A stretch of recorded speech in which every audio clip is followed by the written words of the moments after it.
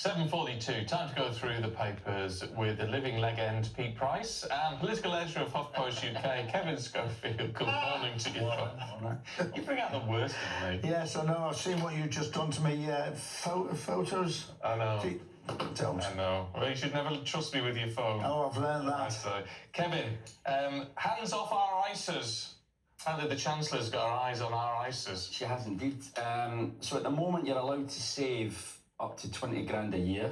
If you can afford to do that, then good luck to you. But you can save 20 grand a year without paying any tax on the interest. Now, the Chancellor apparently is looking at lowering that because she wants more tax, basically, to £4,000 in the banks, which... £4 grand, it's a hell of a cut, that. Big cut, so, yeah. From 20 to 4? Apparently, yeah. What? But that is... Fifth? That's under consideration. I don't know if that's where it'll end up. Do you want people to save for their retirement or not? Well, what apparently is they want to encourage people to instead save in stocks and shares. Obviously, that's much more risky. And you pay tax on. Well, exactly, because they want your tax. And you have to employ somebody to do it. This story is a disgrace. I'm of an age a lot older than you three, and I was taught all my life by governments and by my parents to save, and I've done without and saved, and I've got ISAs, and I've now got a nest egg, which I was taught to do. And then she's saying, let's take it all away. It is absolutely disgraceful. So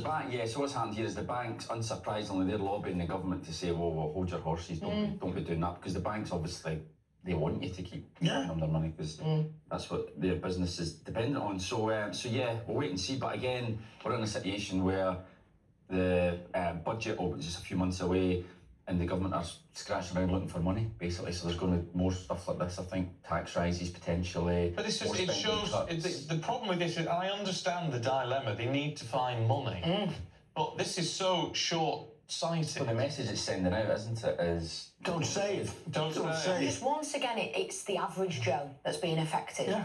Because they're targeting pensions anyway. I mean, the two things you save for your retirement, your pensions and ISAs. Yeah. And that was the way I was brought up. Yeah. That you've got to put a few bob away. I didn't come from money. I've got a few bob away, and now they're trying to get hold of that. Yeah. It's like death duties, you know, they want that as well. So they just want it from you all the time. But this, I think, is an absolute disgrace. They always used to say you're worth more dead than alive. Yes. You should have gone the other way around now. Yeah, seems to be. Yeah.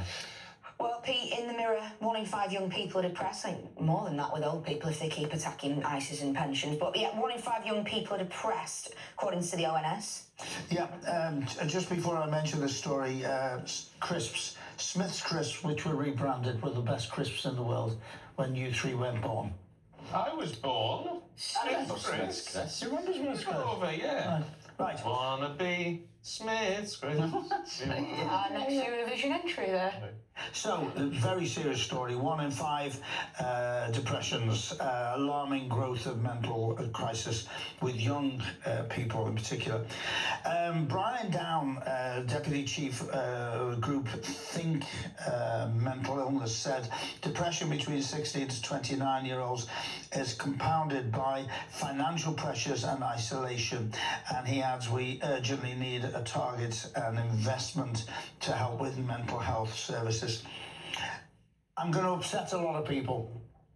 There are a lot of people out there who have dreadful mental health problems, but there's an awful lot of people jumping in on it. Yeah, I agree. Absolutely jumping in on it. I agree. To be fair, I don't think they think they're jumping on it. I just think they've got the ordinary stresses and strains of life, but now in today's world, they think it means I've got a mental health problem. Yes, but I say about jumping in on it because a lot of councils will tell you some of the biggest outlay of money is on mental health well-being.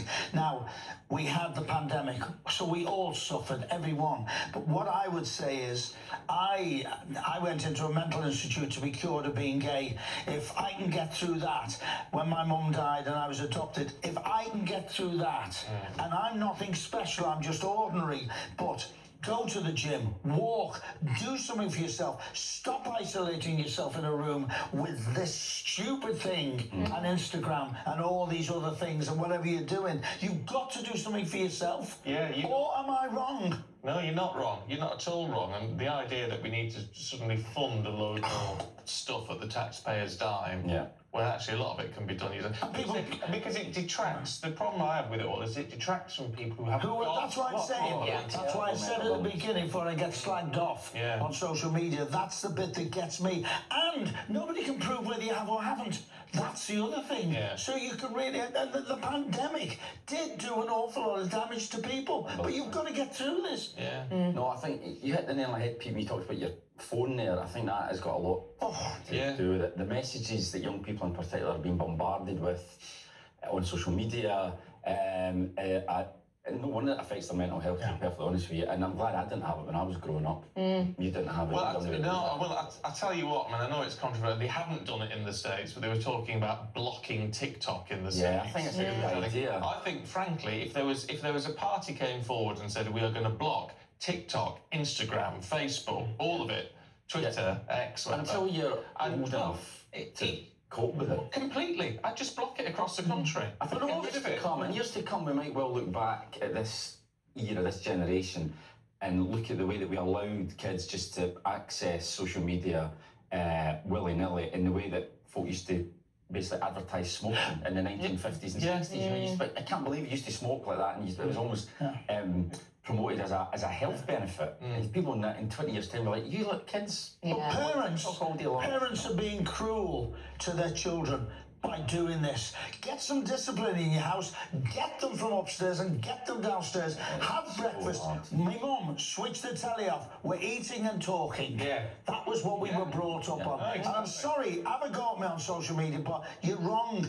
For your own children's sake, help them now before they get to this depression. Yeah, I think you're absolutely We were right. exactly the same, to be fair. That's what changed. We weren't allowed to watch telly in the morning when we were getting ready for school. We'd sit and have breakfast. We'd always, 9 times out of 10, we'd have a family dinner. Yeah. You know, all sat around the table, not sat watching the telly.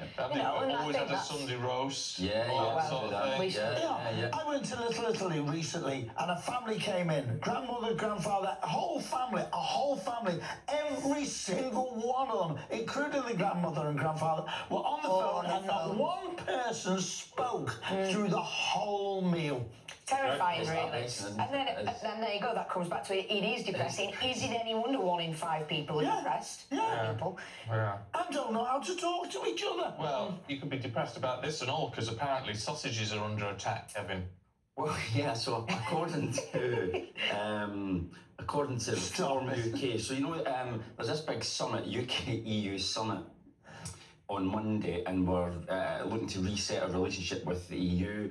So Reform have warned in the Express that if we sign up to EU food rules, it means that the British banger could be under threat because the EU wants to limit the amount of nitrates produced in processed meats, including sausages. That doesn't sound bad. What, nitrates? That doesn't sound good. But anyway, it says that the UK president has no plans to do this. However, if we sign up to EU rules, then we'll have to. And they say here, Richard Tice, the Deputy Leader, says the British people will not stomach a Euro sausage.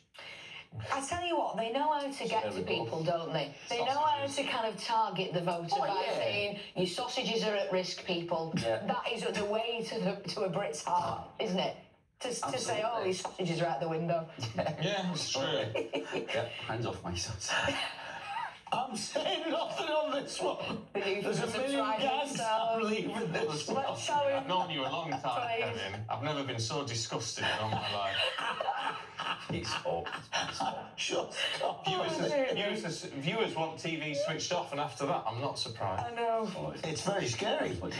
Fears that ministers are planning to pull the plug on traditional television broadcasting increasing after the government slipped out a report suggesting viewers backed the idea.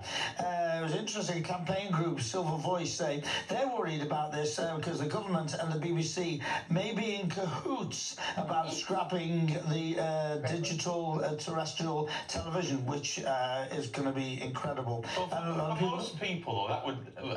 I'm guessing what this means is that the traditional way of transmitting is going to go. So you'd still get everything online. You know, your TV's plugged into the internet, or you get it on a satellite dish or your fibre. But old people haven't got that. A lot of them have. Many of them haven't. Many of them haven't. seriously having a go at old people again. But they've still got their digital TVs because it's getting a digital signal, so they've had to adapt to that. So if someone says, well, let's just chuck in a doofer at the back and get it on the internet. People don't like change, especially older people. Yeah, but it's difficult, you know. I remember somebody saying they loved a presenter, and the presenter left, and I went, well, they're back on another radio station, and they went, oh, I can't move my dial. So you're dealing with people like that, you know. That's the problem with this story. I just think People things find like this have got comfort to in change. what's familiar. It's going to happen eventually, isn't it? I mean, that's the bottom line, unfortunately. And the dishes will go eventually too, won't they? The dishes are all going. They're all going. They're all going. I think you have to do it gradually, don't you, so that people can... You've got to take people with you. Yeah, exactly. You can't just change it overnight. Yeah. Right, we've just got time, Pete. Should we have a bit of karaoke? Yep. So I love this. The 4 top karaoke songs, and there's, in my humble opinion, been in the business for years, is spot on. Sweet Caroline #1, Dancing Queen #2, Angel #3, and phenomenal, phenomenal, and Mamma Mia by ABBA. But Sweet Caroline, which I don't like, but I do it all the time. It tears the place apart. All about Eurovision, isn't it, really, with 2 ABBA songs in the top 4? Yeah. I think Mamma Mia. the Proclaimers in there, personally, as a Scotsman. Oh, that's number 7. Well, 500 right. miles, I'm going to be. Very, very, very simple. Living on a Prayer is a great sing-along. Don't Stop Me Don't Stop Now, Me Now is a good by one. Queen. Now, I think they've got it in the right order. There's no argument over that, but Sweet Caroline just... Well, I think that's going to divide people, isn't it? I'm sure we'll get a lot of viewers writing in on your say with their top karaoke songs. Which one would you put? All right, which one would you put? Which one would you... Come on, which one would you put? We'll talk about that in the next hour. We'll make a note of a few of them. But we'll join you in the next hour, gents. Thank you very much. Now it's time for your weather with Alex Deakin.